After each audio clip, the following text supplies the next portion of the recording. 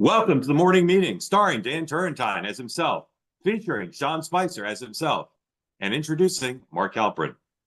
Thank you for joining. Glad to have you here. This is our morning program. It's called the morning meeting. It's based on, for those of you who don't know, the network, television networks have their own morning meetings around this time, where they hear from their bureaus around the world, a summary of what's going on in the day.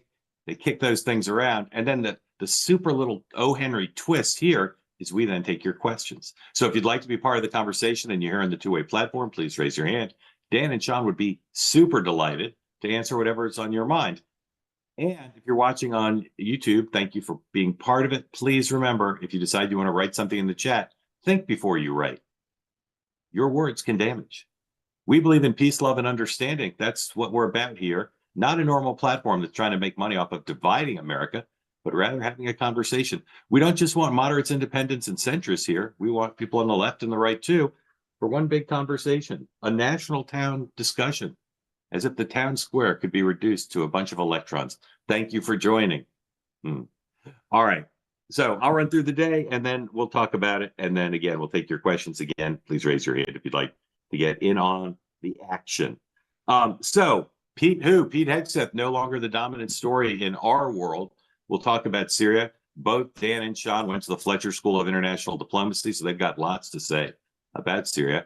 Dan, what percentage of your Christmas shopping is complete?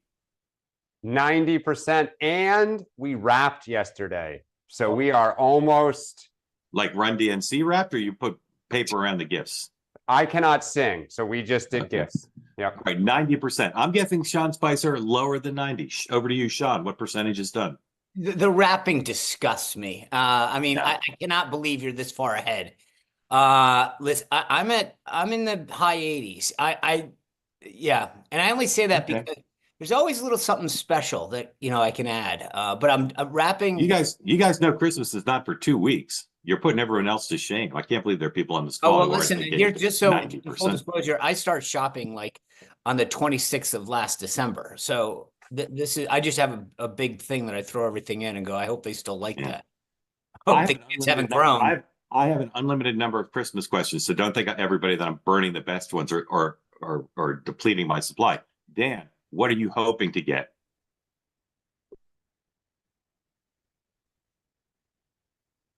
I'm Santa. Tell me. You can tell me. Yeah, a new pocket square. New pocket square. That's funny. Sean, besides new golf clubs, what are you hoping to get? I just want more subscribers. That's it. Subscribers. Okay. All right, folks. I think you need a higher calling. Yeah, not a super busy day, but let me tell you what's going on. The President of the United States has a robustish schedule at a time when people are questioning what he is actually up to. He gets his intelligence briefing. He attends a tribal nation summit at the Interior Department, and he hosts the Congressional Holiday Ball, which will have leaking galore out of it. The vice president also gets intelligence brief. Well, she receives her normal briefings and conducts those internal meetings. Today, those are closed press. 1:20, she delivers remarks also at the Tribal Nation Summit. Those are pooled press. And then she joins with her husband, the president and the first lady, at the Congressional Holiday Ball, also closed press, but from which there will be ample leaking, I predict, well in advance. Donald Trump and J.D. Vance, no public events as far as I know. Last night, President Trump put out a raft of personnel announcements, including some kind of non-MAGA-y figures for senior roles at the State Department, as well as his counsel, Ms. Haba, to be counselor to the president. And today, in Confirmationville, Tulsi Gabbard begins her senatorial courtesy calls. Those meetings include Lindsey Graham, Mike Rounds, and James Langford. And we learned moments ago, Pete Hegseth is scheduled to do Hannity tonight. Not sure if that's live or not. We'll look into that. Maybe have a clip if it's not live to show you at 6. So there's a bunch of groups, journalistic groups and other groups that do these big 1 or 2 day sessions where they have lots of prominent speakers. They're a testament to the power and skill of bookers who somehow find a way to entice these folks, normally without payment, although not always, to come speak as part of a series of colloquies and panels. The Wall Street Journal CEO Council, it's been around for a while, they start their event in Washington today, and there's quite a bit of people speaking You can look at the schedule online, who you might want to hear from, including Kellyanne Conway, Tom Cotton, Michael Dell, Ro Khanna, Mark Lazary, Lynn Martin, Jason Miller, Vivek Ramaswamy, Billy Shore, Neera Tanden, Janet Yellen. So those and more. I don't know if that's streaming live or not, but there'll be lots of video clips of those people. So I recommend that to you. There'll be, as there often is, news made there by intense questioning from Dow Jones employees. Are they still Dow Jones? I don't know. Can never really understand that company's corporate governance. News Corp.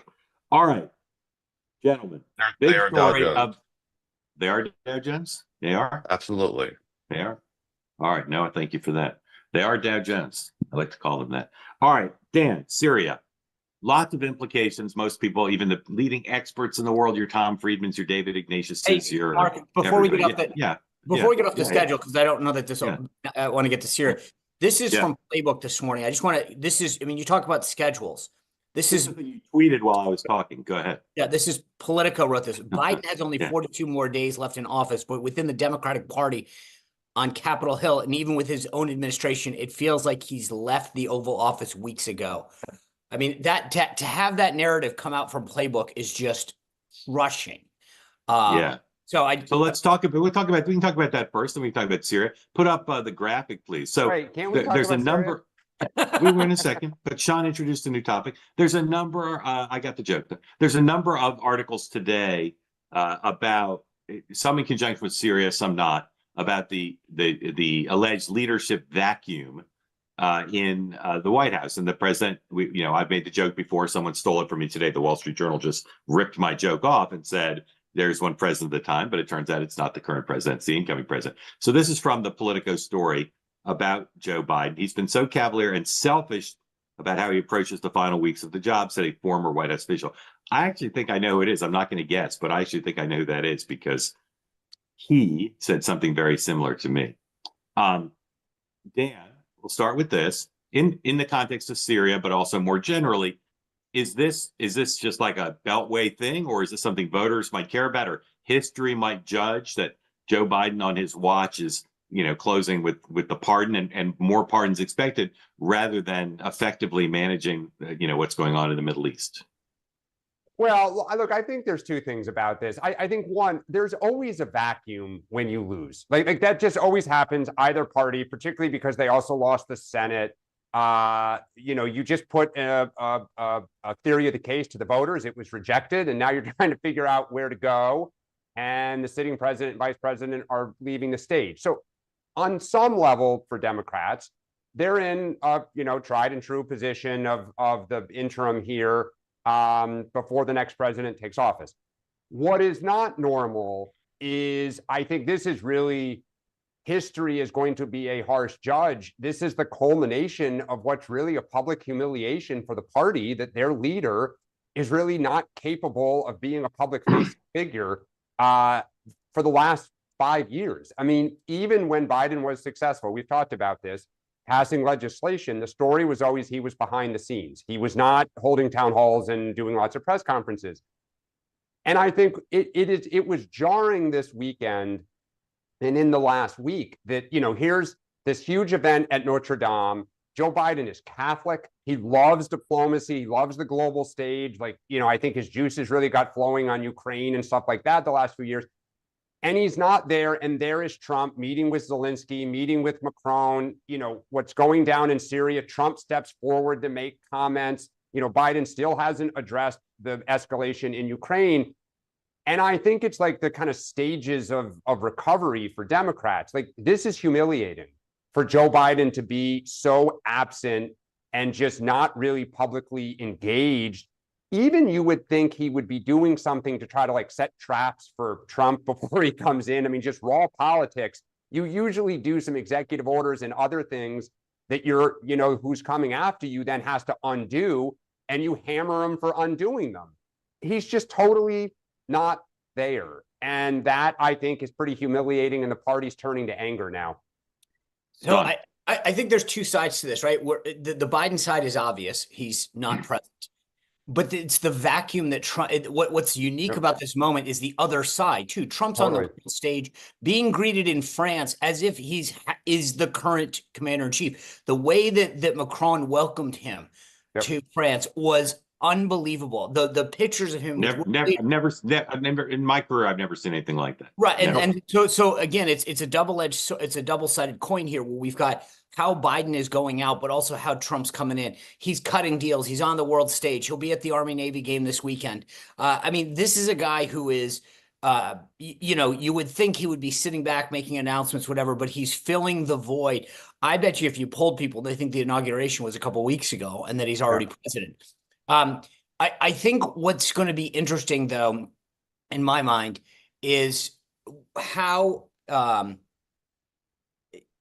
this all kind of I mean, look, this gets back to what we talked about with Biden on the campaign trail initially and then Kamala. I question whether or not it's not that he's not capable. You don't think he'd want to go to France to see the opening of Notre Dame? And I mean, like as Dan pointed out, he talks about his Catholic faith. You would think that would be something that he just personally would want to do instead of sending the first lady. I wonder, and I'm being serious in this, I'm not trying to be disrespectful, but I wonder if there's a bigger issue at hand and whether he can go. Like he's intentionally avoiding stuff. This is his wheelhouse, going to international events and glad handing. And so I'm starting to wonder whether there's a bigger issue at hand. Yeah, I'll be curious today if stuff leaks. And Sean, my wife said the same thing. We were talking this weekend because I mean, those pictures in France were just stunning. I mean, You're just like, where is? And she's like, I wonder if he can travel. But Dan, go back to the pictures of Angola. When President Biden was there are pictures of him sleeping. There's a bunch. I mean, it doesn't look good. And I do wonder when we hear about the leaks that Mark's referencing tonight. That's what I was going to say. Yeah. Is he engaged or does he come down, take a quick photo op and go back upstairs? Yeah. So we had 3 straight presidents who were pretty young men when they left after full terms, right? Clinton, Bush, and Obama. And none of them really sought the limelight. Clinton did a little bit. Clinton did global initiative, but all of them had normal post presidencies in the sense that they got book deals. They gave speeches for 250,000 and up. They did lots of international travel, giving even more lucrative speeches. They played the roles they wanted to play. Bush painted, and Obama, started making Netflix stuff, and Clinton did the global initiative. But, and they all had libraries, although Obama's is financed in a private way. But Biden may never live to see the building of a library, in part because of his age, but also because he's going to have trouble raising money. And I don't know, is he going to get a big book deal? Is he going to get paid speeches? Like, he's about to go from a guy who was a senior senator for decades, then vice president, then out briefly, but then back as president. It's going to be a shock to the system. You think he's feeling kind of irrelevant now? And I remember at the end of the Clinton administration, he was. I've told this story before. Hopefully, I haven't told it here, or people start to put in the comments that I've lost my mind. But at the end of the Clinton administration, he got a bunch of reporters, like including me, who'd covered him in '92, to fly down to Arkansas during the transition, right before he pardoned Mark Rich, to give a speech to the Arkansas legislature about how he sees the future or whatever. And it just in like this ridiculous attempt to get attention because he felt so overshadowed by Bush being elected and the recount and all of that. Biden's just not going to be capable of doing any of that. Now, he may not care. He may say, I'm just going to play with my grandkids and, go through my papers, whatever. But Politico did this new investigative piece about the background stuff. Like, even if the pardons don't hit the hornet's nest, he's going to be in for a rude awakening, I think. And I'm not sure he's going to be equipped. If he wants attention, I'm not sure he's going to be equipped to garner it. All right. Oh, I don't think he wants. I don't think we'll see him in public much. I think if we do, it'll be a visual. He will not. But I'm saying it's going to be a hard adjustment for him. Oh, I think he could be like Joe Paterno, where these. Yeah. Anyway. All right, we got a lot to get to. Sorry, Syria, Sean. There's so many implications of this for Trump and for Biden and for Israel and for Iran and Russia. Just give me your sort of top line thoughts about where this story is headed. I think there's 2 narratives. There's the international narrative. What happens to, who fills the leadership role in Syria? What happens to the nuclear weapons? Obviously, this is it's good that Assad is gone, but it's also scary about who controls the country, the weapons, et cetera. So you've got the international piece of this. Then I think there's the domestic piece, which is how the heck, I mean, You don't mean nuclear, you mean chemical, biological. correct, right. I mean, that they've got a lot of dangerous weapons that Assad has Yeah. used. And so my concern is who gets control of those? Yeah. And also, I mean, just frankly, then beyond that immediate threat, where do they fit in? Both, I mean, there's a whole implications of it with Russia and Iran, and in terms of who they end up aligning with or not. So you've got the international piece. Put that aside from now. Then you've got the domestic piece. The stories that came out. I'm just trying to go through the head here. Was it Saturday, where they were saying that Biden's team was caught flat-footed on this whole deal, and there's a question about after South Korea and what happened there, whether or not we are fully in the loop as far as what's going on overseas, what implications that has for the intel community, et cetera. So I think you can go in either thread on this issue. Dan. Yeah, I mean, there's three things. One, who funded this? I can't imagine this was a ragtag group that had passing a hat around locally. Somebody in that region, and I think you could take a guess, perhaps the Saudis and maybe with the Israelis, did this, because this is the biggest setback for Iran in 50 years. It's the first time they've really been humiliated, and they are on a back foot. So one, who funded this? I think two, for Sean, I mean, you can talk about both, how did we not know about it? But the bigger issue now is anytime you have a vacuum in that region of the world, what comes after it could be really bad for us. If it is a hotbed of terrorism or instability, it is amazing how historically we and the rest of the world get sucked into this. So I think, where this goes from here, we do have a stake. Obviously, we're not going to send ground troops, or we don't really want to be involved, but I don't see how we don't get involved to some level, because this is dangerous for us potentially. Dan, I think that your point about who funded it, I've always thought to myself, if you're going to take down a dictator, you better be wrong. I mean, it's that, what's that old saying? If you're going to shoot at the king, you better kill him.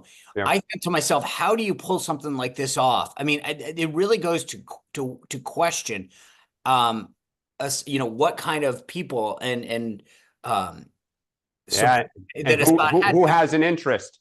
Yeah, but I mean, I just can't believe that this happened, and not just who funded it, but that it all happened without Assad finding out.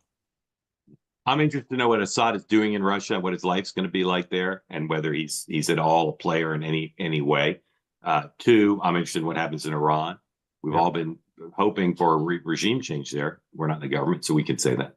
And whether that somehow fosters that. And then whenever Turkey and the Kurds are involved, it's just always special issues. And I'd be curious to see how Turkey feels about whether Turkey uses the opportunity to try to do harm to the Kurds, which always it makes the United States, or puts the United States in a difficult position. All right, meet the press. Donald Trump covered the waterfront. He seemed to reinforce the notion that he's not going to try to remove the Fed chair. Talked about a lot of issues related to immigration. I want to show you one clip from it. The whole thing's online. You can watch it at your leisure. I want to show you one clip, though, where he talked about the prospect of bipartisanship. Roll the video tape, please. To Americans who didn't support you in this campaign. I'm going to treat you every bit as well as I have treated the greatest MAGA supporters. There's never been anything like MAGA in the history of this country. These people are so dedicated to making America great again. It's very simple. And I'm going to treat them just the same as I treat MAGA.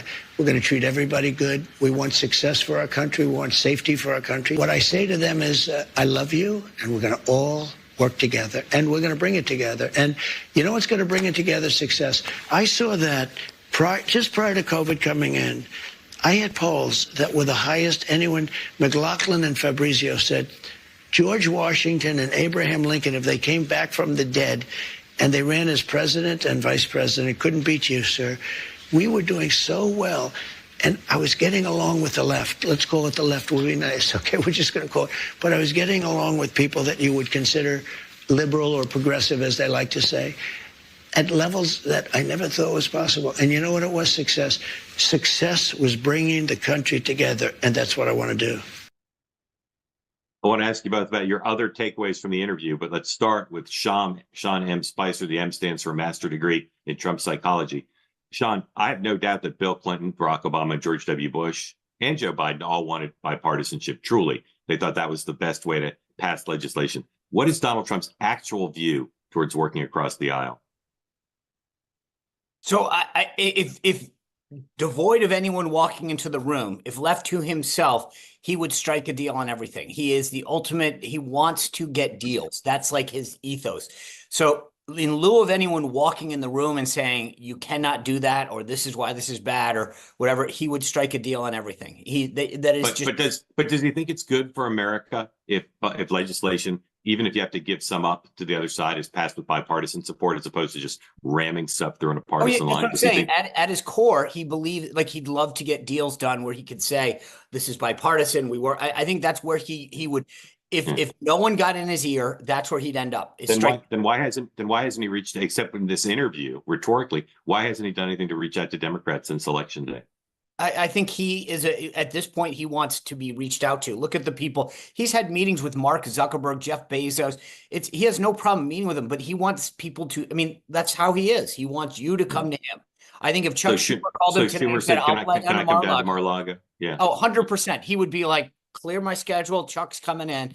I mean, look. And if Steve Bannon heard about it and Roger Stone heard about it and they said, don't meet with Chuck Schumer, he's the enemy, he'd still do it. I think he probably would still meet with them if during the meeting Chuck Schumer said, "Here's a deal on DACA, sign it." Bannon and Stone et al. And Miller and Homan, and like there'd be a bunch of people at the door jumping in, but he'd take the meeting. I will say this: I thought that was probably one of the best interviews that I've seen him give ever. His tone, his tenor, his responses were. I mean, I know everyone might not agree with the responses, but I thought it was fantastic. Okay. Before we ask Dan about the bipartisan angle, you and I expressed a view about whether he should have agreed to the interview. Given how well he seemed to do you revise and extend your position that it was a mistake to do, or is it still a mistake to reward NBC and he should have just done that tone somewhere else? He should have done it somewhere else. Look at what happened at the end of the day. I tweeted I got obsessed with this. So if you really want to know some really mundane facts about the interview, go to my Twitter account. Kristen Welker said, we sat with the president for 90 minutes. They aired 36. The panel of never Trumpers then stuck for 7. So why, if you talk to the president of the United States, the incoming president, about all of these issues, do you go to a panel of 4 people who don't like him versus air the other 7 minutes? Let the people. They didn't air the part about. I'm trying to remember. I don't have my notes in front of me, but I mean, all of these things about Tulsi Gabbard, where he asked about the nominees, they put those online if you want to go watch it. Why not use the additional 7 minutes? Why did they allow them to edit it? I cannot believe the Trump team said, here's 90 minutes, edit it however you want it. If you got to the second part of that interview, it was Welker saying, then I asked him about this, here's a response, and they cut it. I cannot believe they agreed to that. I would have never allowed that to happen. I would have said, here's the deal. You get 45 minutes or whatever, run straight through. Dan, how are Democrats feeling about the prospects of working with Trump? We've talked about, and 2 people who've said, well, we shouldn't work with him on anything. We've talked to people who said, where we agree we should work together. What's the status of that as we head into the end of the month here? I think they are going to try to find some spots to work with him. I think some of it is to kind of see if they can call his bluff. Like, is he serious? And some of it is just raw politics. It is smart. There's a bunch of endangered Democrats up in 2026. There are a bunch of House members who thought they were from safe districts that aren't quite so sure, at least today, they're as safe as they once thought they were. So I think the party will try to potentially work with the president on some issues. I think they'll be quick to move on if the Steve Bannons and, Steve Millers and other, stick the finger up to them. But I think raw politics, and I think it's one of the reasons Schumer and Jeffries have been so quiet the last 2 months, is they're trying to figure out where the caucus is. So one of the things that I think was interesting about the interview that we'll see starting, I think we'd have to give it a week to 10 days to see how this is. I think there's a very different Trump coming into this office for 2 reasons. Number one, he is a guy that's well aware of image and legacy. I think one thing when you're running for the first term, you've got to go back to your base to get reelected, and you got to keep the MAGA base. he feels very confident in the support, rightly so, just by the way, of the support he has from the MAGA base. I think he wants to try to create a bigger and broader legacy on some big monumental Totally agree. Okay, Totally number agree. 2, and this is, I think, one of the most understated issues. Oh gosh, did I use that wrong again, Mark? Oh no, you nailed it, dude. Thanks. Getting shot and almost getting shot, 2 assassination attempts, I honestly can't believe doesn't have an effect on your thinking, on how much you value life, on you think about your legacy. And I don't think it gets reported enough. But from what I know of Trump and what I've talked to him about briefly, there's no way that this life-altering event has not had a dramatic change in his thinking about what's important, how to get things done, how to interact with people. Maybe I'm off on this. We'll know in a month. I think when we really see pen hit the paper as far as some of these executive orders and how he does it. I also think the other takeaway that was fascinating is this. When he was talking about immigration, and this is going to be the key to this whole thing, he said, when we separate the woman from the criminal and you guys start focusing on her, even though we're getting rid of a criminal and talking about how she's now not going to, right? He is so acutely aware of the imagery that is going to accompany so many of these policies. And that's critical because in the first term, I think he assumed a lot of things about how there would be a media reaction. He is now so much more acutely aware of this that I think this is going to have a profound effect on how he rolls out policy. He's so much better. Totally agree. And I think it also applies to the inauguration address and what the tone of that is. You heard him. And he didn't, because again, I don't think he fully appreciated when he talked about American carnage, that would be the line that the media. Correct. He said unity yesterday. I think that's going to, we'll see. Again, remember, I think Stephen Miller's going to have a huge piece of the pen on this. But Dan. Yeah, I mean, so two things stuck out for me about the interview, and I, Sean, you're probably going to disagree with this. I thought Trump, for the first time, sounded old. I thought his voice seemed a little weak, like he was quiet. It was wispy.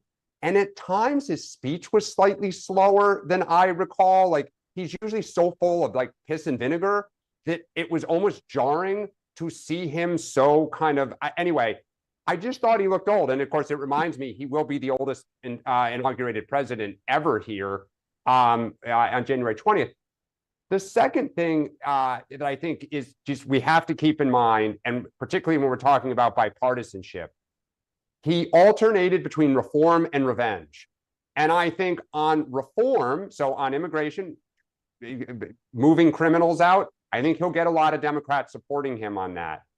But if on January 20th, he pardons all the Capitol rioters, right?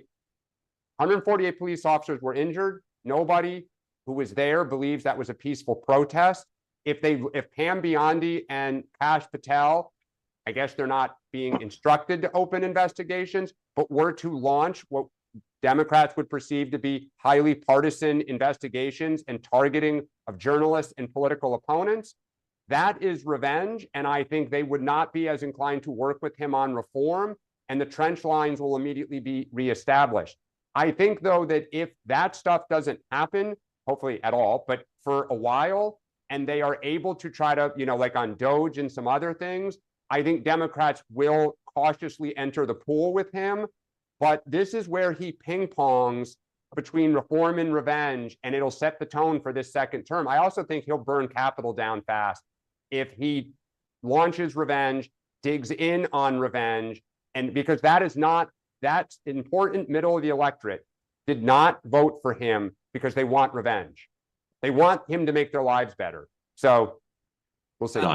I think one thing that I thought was fascinating, you used the word reform and revenge. I picked up credit to Mark Halperin, by the way. Just I want to full credit. Right. You wrote that, Mark. the thing that I thought was interesting is that he would say, "Here's what I think." Right. So, he thinks that the January 6th committee, Liz Cheney, et cetera, should be in jail. But then he said, "But I'm not going to go after him." It was this balance, which I actually appreciated. I thought it was look, here's how I feel because of what's happened to me. But I mean, like, there's a lot of people. I'd like to see a lot of people in jail. I'd like to, but that Yeah, but then he would always you're be not like, they president. know what they need to do. Right, Like, they're right. gonna have I'm their just own saying. views. I'm just saying that it was the tone. It Yeah. was how he handled it. I thought was the correct way, which is here's how I personally feel. Here's what the law allows. Right. I also, to your point about the tone, I mean, I can see why you think he looked old. I thought he looked measured. He went into that thinking exact, and this is what Mark was saying on Friday, which was, okay, I know I'm going into the lion's den, right? Here's what but this was to me, what it wasn't just, it was the prep, watch him walk around the boardroom with her. This was intentional. And it wasn't, he wanted that tone. He didn't Exactly.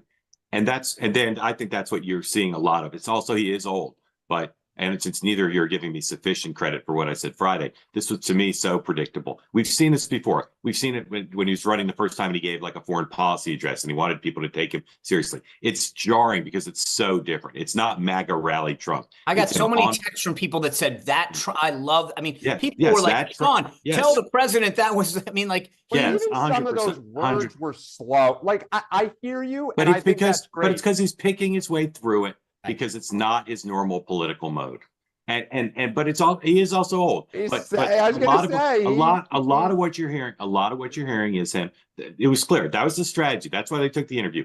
Go on a network where you think you're going to get predictable questions and give that version of Trump to condition the field to say, well, if you want to work with him, it's on offer. He's open to it. All right, quickly. I'll tell you where I think Hegseth is. He's out of the news. His team's very happy with what they got accomplished. You can see half full, half empty. Is Joni Ernst and some of the other doubters, have they endorsed his nomination? No, but they haven't come out against it. And there's now a real possibility, if there are no more relevant revelations, that he'll get to the hearing, that there will be no public no's on the Republican side until there's a hearing. And then they think that in a hearing, he can acquit himself well and be confirmed. So I still believe that simply getting to a hearing and acquitting himself well probably doesn't stop there from being 4 no votes, because their 4 no's are based on a variety of deeply held positions, maybe more than 4. But no one wants to be Joni Ernst going forward between now and the hearing. No one wants to be the person who MAGA looks to and says, it's your fault. And so I think his chances now are pretty good to get to a hearing. Dan.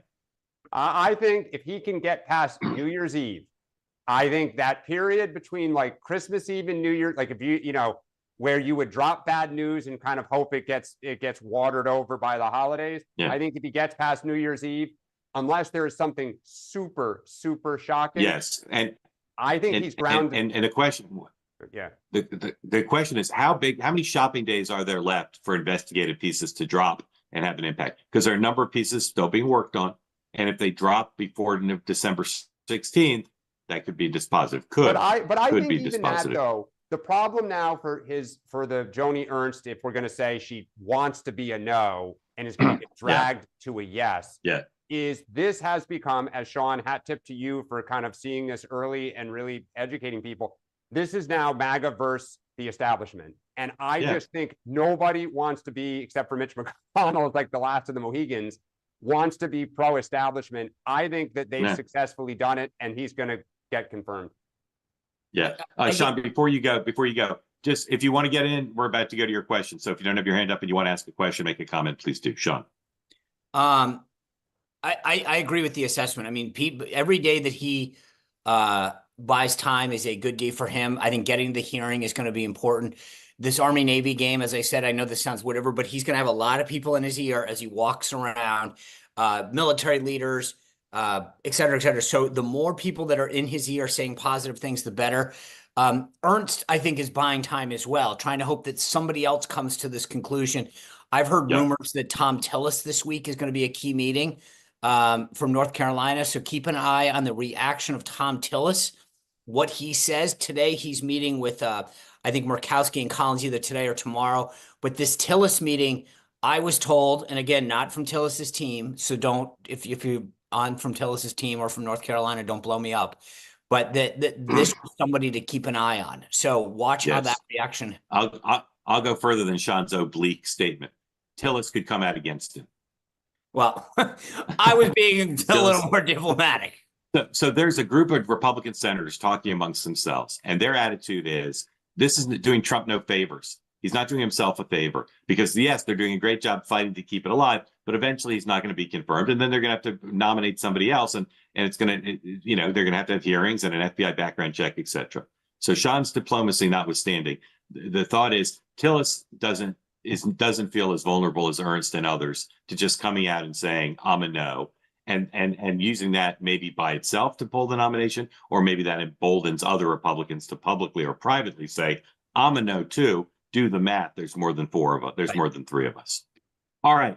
Time for your questions. Thank you. By the way, Again, just real quick, Mark, and like you saw, the Heritage Foundation is got $1 million effort right now, and they put ads up in key Senate states talking about Pete and his background. I mean, they're going. People are going all in on this. Yeah, I'll remind you. I don't just resign. I mean, he should just say, I disagree. not resign, but say I'm not running for re-election. No. That's exactly what I'm going to disagree with you on, because I saw somebody put this in the chat, because occasionally I glance at the chat as it flies above me. You're addicted. Tillis is an unusual senator. Yes, like any Republican in a red, blue, or purple state, he could lose in a primary.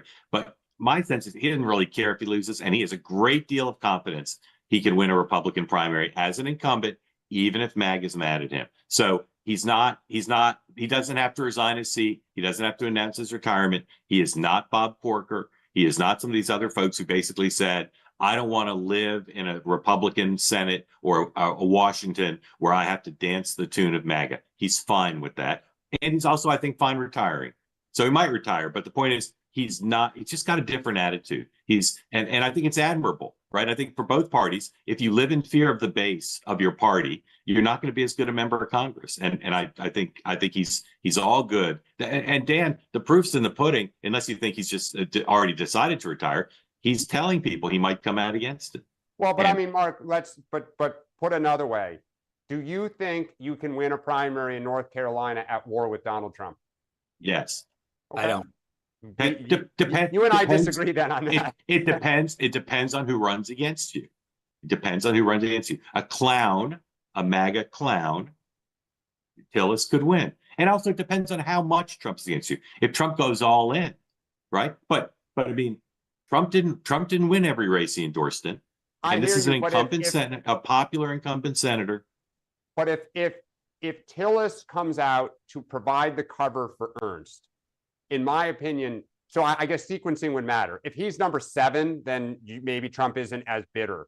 But if he hears that is the guy who's going to step forward to take the arrow, I would think, and Sean knows Trump way better than I do, or forget Trump, the powers that be in the MAGA movement would go all in and not forget Trump. Trump would have to be on board. Trump doesn't care if Pete Hegseth's not the defense secretary. Yeah, but this is not some big MAGA crucible that's true. That may be true, but Dan and I are on the same page on this. They would, if somebody came forward in North Carolina and said, I'm going to primary him, they'd be all in on him. And it's just keep in mind something, because this is what happened out in Montana. It's not just about Donald Trump.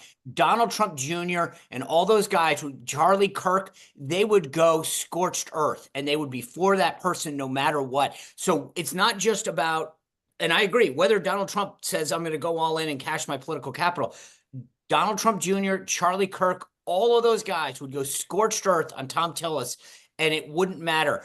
It's I mean, I won't dignify the clown comment, but I will say that anybody that put their name forward would beat Tom Tillis. I'm just telling you, because it's not just about him. The grassroots would be all in. I'm telling you, you're right. If you look at kind of the abstract, and there are plenty of specific cases where you're right. I'm just telling you, Tillis is a really cagey guy, and he'd be liberated by the fact that he's not afraid of losing. He's got plenty of other stuff he can do.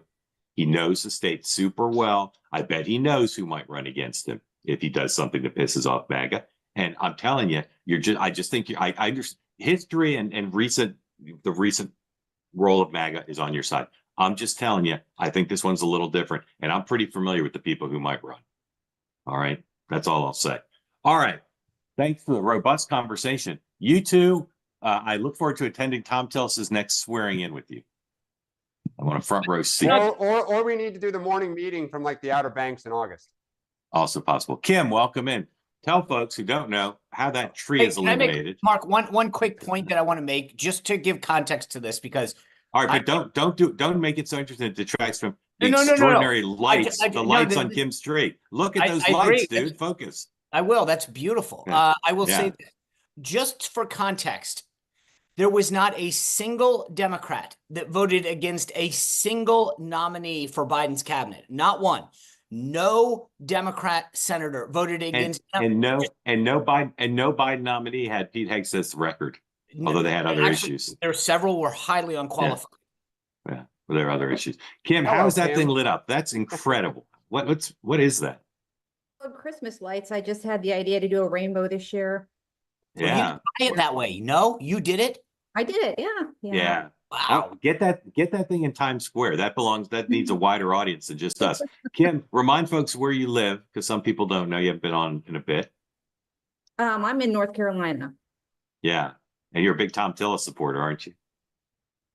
He's grown on me, actually. Yeah, I've Yeah. grown to like him. So All right, what's on your mind today? Thank you for joining. Happy holidays. thanks, same to you. And by the way, I think you need to step up your Christmas background, Mark, because your cohorts there have you beaten quite a bit.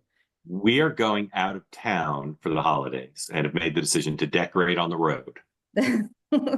All right. My question is, and it's actually directed to Sean because I was following your tweets this weekend.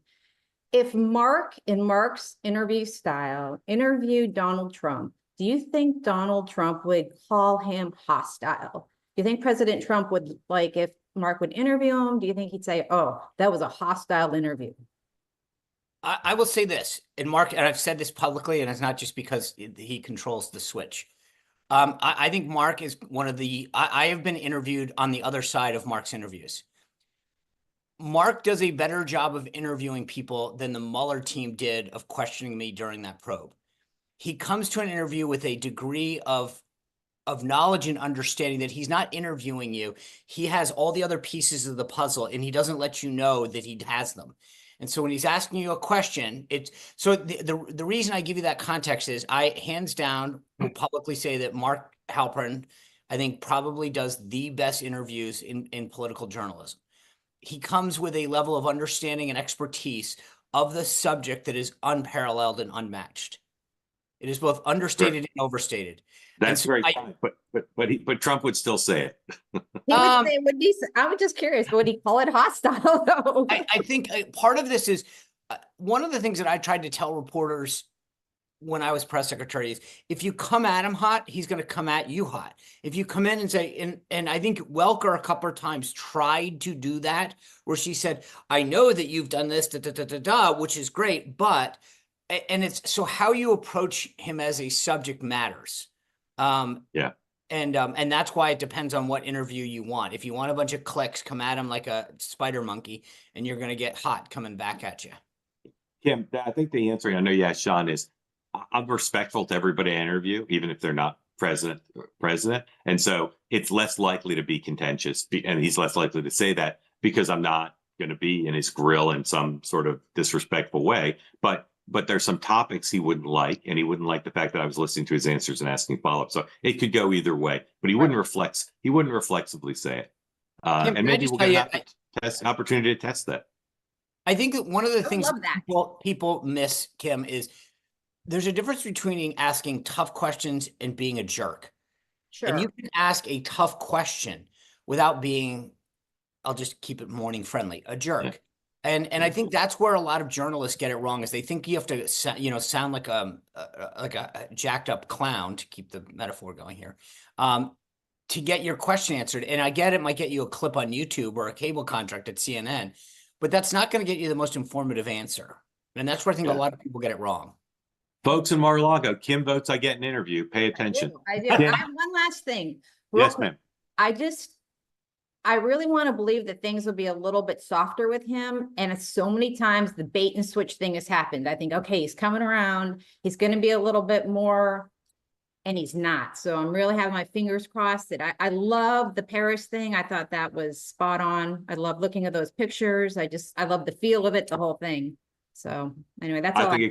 I think it could happen because he's not running again. And so I think it could happen. And I think it'd be good for America and good for him. So maybe it will. Kim, thanks. Come back regularly. We love having you on, and the rainbow thing is just mesmerizing. So thank you. All right, Andrew, come on in. Tell folks who don't know where you are, what's on your mind, please. Hey guys, good morning. I'm North Jersey. As I've mentioned before, I voted for Trump third time this time around, and am a Democrat, so have done that 3 times. What I wanted to talk about was the interview. I actually agree with Sean, the Meet the Press interview. I agree with Sean that I thought he was great. I thought he hit all his points. He didn't take some bait that was thrown out there, or at least not in a super combative way, and which would end up giving them, more ammunition for, what they do after. But I disagree, though, that it was a bad idea to go. I think it's great to go. Trump has always walked fearlessly right into the jaws of sort of the opponent, and so I think it was wise to do that, and I think it was good. And I disagree with Dan. I agree with Dan so much, but I disagree in this case that he looked old. I agree with Sean. He was measured. He just didn't. He was really disciplined, I think, the way. And you know what I would even say? Maybe Mark, Sean, Dan, presidential, perhaps, is how he came across to me. I mean, I thought he looked good. He almost always looks good, to be, honest about it. He looks presidential. He looks, corporate. Again, to me, his voice, it's the first time I've heard it where the word, okay, like I'll concede the volume might have been intentionally low because he wanted to appear measured and he was really trying to like hold it in. I just thought at times his voice sounded really weak and his words slowed to like not a slur, not even, but they slowed. And again, having an old parent watching Biden and it just, to me, those were one of the signs of somebody who was beginning to age before us. I mean, we'll just call a spade a spade. I said it about Biden and I'm saying it, here. Definitely. And he's older, right? Yep. But then that interview was recorded last week. And then he went to Paris. I thought his energy, he did not look old in Paris. He's out there shaking hands with Macron. He's back to the old handshakes where he's, trying to exert his dominance over Macron, which I thought is funny. So I don't know. Agree to disagree on that. But Dan, with you, one thing I've been wanting to ask you is, I feel like your analysis as far as Democrats go, and I still am a Democrat, even though I voted for Trump several times. So I'm concerned with where the party's headed, and it seems to be in shambles at this point. But you seem to see things with some clarity that most others don't in the party. And so I'm wondering, I know you have a very important role here on two-way, but have you thought of throwing your hat into the ring for DNC chair? No, I mean, no. New York City is home. We have 4 children. My wife is incredibly smart, and part of what I do is support her by helping, at home and stuff. So no, and I'm not going to run for office. Maybe someday. I mean, look, I do talk to people who are advising people who are thinking about it, and folks down in DC. But no, thank you. I won't. Yeah. I'll be here as long as I'm welcome. Dan is being a little bit evasive because he is testing the waters. He's thinking of running for class treasurer of the morning meeting, just to try out his road test his stump speech. Andrew, thank you for joining. We love having you. Very grateful to you. Thank you. Can I make one point on Andrew's? Just to be clear, I agree with Andrew. He killed the interview, and I think but it was my issues with Meet the Press were not that you shouldn't do it at some point, but they shouldn't have been the first. They shouldn't have been rewarded for bad behavior. He can do anyway. It's not that he. So one of the smartest, Sean would say wicked smartest, members of the Senate in terms of political fingertip fields, Arkansas's Tom Cotton. He could be a political consultant, very smart guy. He just tweeted, "I expect our Republican Senate is going to confirm all of President Trump's nominees." Now, sometimes senators do that as a little boosterous, make the White House happy and whatever. But for Tom Cotton, who's the head, what's his new job? He's head of the conference. Sean, is that what he is? What is he? Head of the conference? Yeah, he's the Republican Conference, Democrat Caucus, Republicans Conference, FY. So he's not, but he's the number 3 or number 4. That's the number 4 job. He's not the leader. He's not the leader. He's not the whip. And then there's well, I think he in the Senate. I think he's 3. I think he's number 3 now. And then the He's gonna be conference, number then 3. the policy chair. Yeah. So it's a number 3. So for him to tweet that and put his kind of reputation on the line, not ill significant. And again, he's not making it up. He thinks he knows where the votes are. Brendan, welcome in. Love your tree as well. Tell folks who don't know where you are and what's on your mind. And good to see you. Hey, Mark, good to see you again. New Haven, Connecticut. Hey. All this chatter about the West Wing is great, but there's another body of government on the other end of Pennsylvania Avenue, the one with the big dome on the top of the building. There's a key potentially. Some say it's co-equal. Co-equal. Well, we'll see. The House Education Committee chair is potentially going to be announced today by the conference committee. Any insight as to Wahlberg, Owens, and what you're hearing? Don, any idea? That's your territory. Are you talking about the new ranking member or the new chairman? New chairman, because Wahlberg is technically by seniority in line to take it, but there seems to be a strong push among the MAGA crowd to go with Owens. So to your point earlier, the steering committee of the House Republican Conference meets and the votes are proportioned. The speaker gets the most votes, and I think the majority leader. So I just don't know. Part of the concessions that was made when McCarthy was speaker was to dilute some of the speaker votes, but that's still the big question. And the default in my mind is always to go with the senior person if they've raised the money and they've been a good soldier. So I don't know enough about the race to comment, but I would tell you that if I were putting money on it, I would say go with the more senior person. I agree. Dan, do you have a point of view? Trying to predict the Republicans in the House is a tough business. I won't start. Where in New Haven or are you? I'm from New Haven. I'm just on the other side of the border in Hamden. Oh yeah, that's the town we actually live in. Yep. Very nice. The Spot, Pepe's, Sally's. What do you like? Oh, the pizza. Yeah. Do you have a favorite? It's better than the pizza in New York City, Mark. I'm sorry. I know, but I'm saying of the fabled New Haven pizza places, which is your favorite? It's a little joint called Paul and Eddie's, and they've got a few of them here. I'm not familiar. Could eat the whole large pizza by myself and have zero guilt. Okay, that's the right way to do it. Thank you, sir. Come back regularly. Happy holidays. Again, don't read the chat, but I've gotten a few texts. I'm not ignorant about the power of MAGA grassroots. I know that if this were a normal situation, if Tillis is targeted by Trump and MAGA, he would lose his primary to a sack of potatoes. But I'm telling you, this is not a normal situation. The guy knows the state really well, and not being afraid of MAGA can be liberating. That's what I'm telling you. You can ignore me and think I'm dumb, but that's what I'm telling you. By the way, another big thing in the chat for all the fashionistas, Trump has worn a yellow tie before. This is not the first time. Yeah, he has. He has ever worn a yellow tie, but he likes the By the way, I got this copy of White House Quarterly. It's from the Historical Association. I didn't realize I just put it in the other room. Every president, I think, in the last, at least in modern history, has worn a Brooks Brothers suit for their inauguration, which I did not know. Really, George H.W. Bush? He must have worn J Press. I'll have it for tomorrow. I would think Ronald Reagan would not have, but yeah. I'll get it because I was thinking quickly. I'm not prepared on the fact. Lehigh shirt. Who let this in as a Lafayette graduate? Robert, welcome in, Robert. Hi. Like everything about what you're wearing, including that. Is that just like a 5-day growth? Yeah, exactly. Yeah. I'm My a fiance brilliant really estimator. likes it. I don't know. It's at that flex point where either we're going to go all the way or we got to bring it back again. I don't know which way we're going to go. She leaves it up to me, thankfully. I recommend handlebar, but that's just me.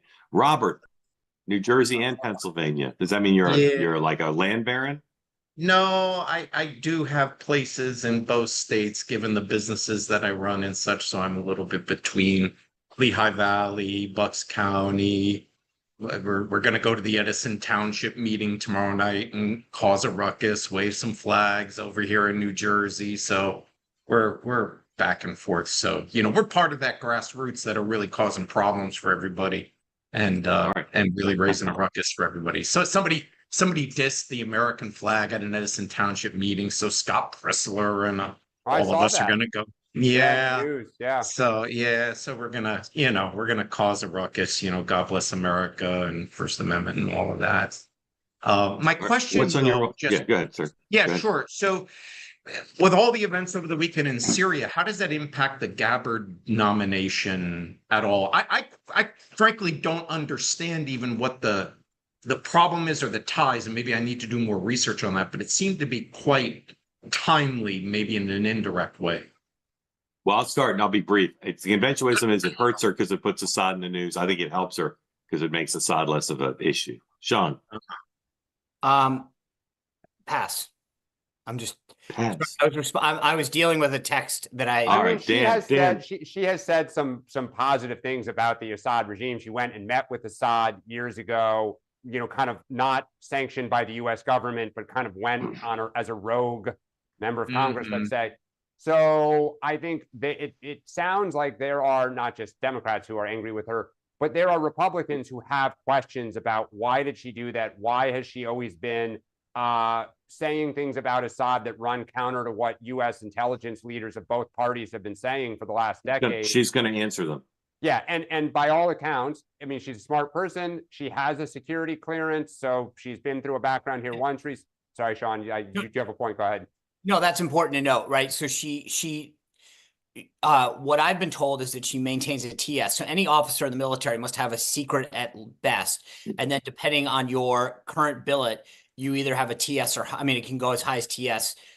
So what I was told is she has a TS that would trigger a 5-year reinvestigation, right? Secret's 10, TS is 5. So that last trip to Syria would have fallen in that.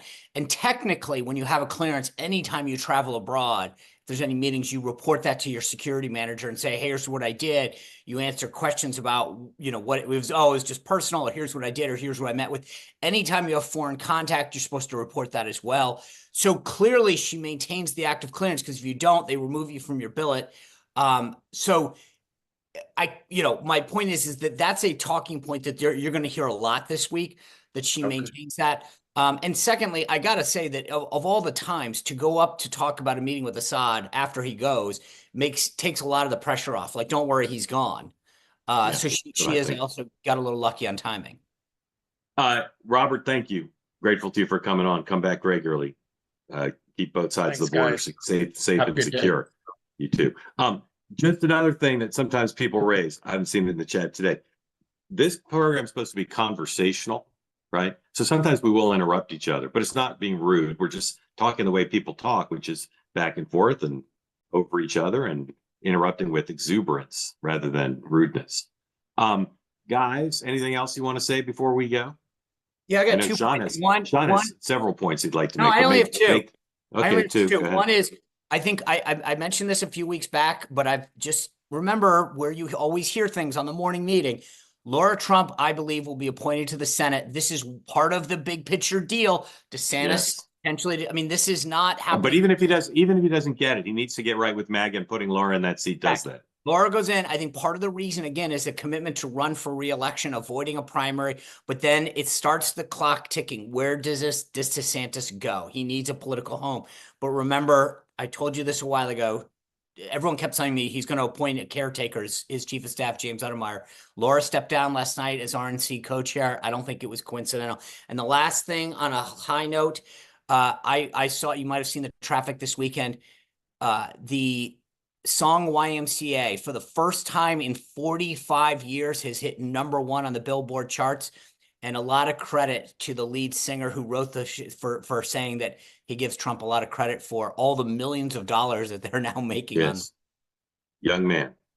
Dan, what would you like to say about the end of the Eras tour or anything else? Yeah, I'm wrapping my head around the fact that Trump has pushed a song to #1 on the Billboard. Shout out to Steve Cohen and the Mets for getting Juan Soto. Hopefully he didn't bankrupt himself, but I'm excited. He'll pull a hamstring in the first week. That'll be it. Was it 765 over 15? But he has an out after 5. Yeah. Biggest ever. All right. Tonight on Two-Way Tonight, we're going to talk about everything in the news and whatever happens. We're also going to talk a little bit about Syria. And joining us will be our pals from International Intrigue. If you've never been on when we've had Jeremy, John, and Helen on, highly recommend it. They're all former Australian diplomats.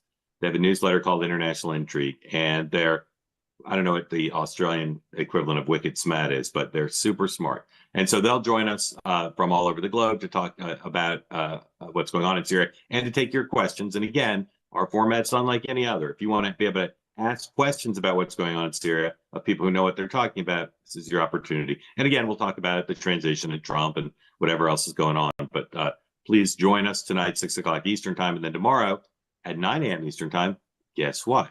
Sean, Dan, and I will be back for another blockbuster, rock'em sock'em, chock full we of new agree stuff that episode. Friday is Ugly Sweater Day. I just think we should announce it. Friday, everybody shows Ugly up. sweater. Yeah, I might have to buy a ringer. I don't really keep ugly sweaters, but sure, let's plan on that. Let's Have you plan read the on it. chat? It's not a sweater. It's gonna be ugly. This is actually a piece of swag from the Olympics that never happened. New York City 2012. Mike Bloomberg wanted to get the Olympics, and when Mike Isn't Bloomberg that wants a something, storyline? And what was that? HBO billions? Wasn't that a through line there that they it's were trying Showtime. I think Showtime. so. That sounds vaguely familiar. But I've got swag galore from the Olympics that never happened because Bloomberg was running it, and so they just said print up a bunch of stuff that on the off chance we get it to build enthusiasm. So whenever I wear this on the streets of New York, I'm almost invariably stopped by somebody who says, "Hey, those Olympics never happened," and I said, "Makes it a collector's item." But yes, but this is ugly, but not a sweater. That's my only point. People, again, I see in the chat, ironically, Mark, you say you don't read the chat. How do you know? On Zoom, the bubbles pop up, right? Every time somebody puts something in the chat, the bubble pops up. I almost never look at them, but sometimes it catches my eye because I've got incredible peripheral vision. If you've never seen me play basketball and seen me throw a no-look pass, you don't know this, but I have incredible peripheral vision. So Sean's now putting something in the chat. Probably. Oh no, I'm reading. I love. Everyone Okay, asks me, yeah, I read. I'm obsessive. Unlike me, Sean is a slave to the chat. true. The chat is Sean's. It's his mood rock. It's his IV drip. It's his crack cocaine. For Sean, the chat is all. For me, it's like, again, if something catches my eye, I whatever. But you're welcome to put anything in the chat, except don't put stuff that violates our pledge of peace, love, and understanding, the presumption of grace in there. Because if you do, something bad will happen to you. I can't say what it is or when it will happen, but it's going to happen because karma is a bitch. All right, everybody. Thank you for joining. See you at 6 o'clock tonight. I love that rainbow Christmas tree, man. That is something else. Something else. Happy holidays. Have a good day. See you at 6 and then at 9 tomorrow. Bye-bye.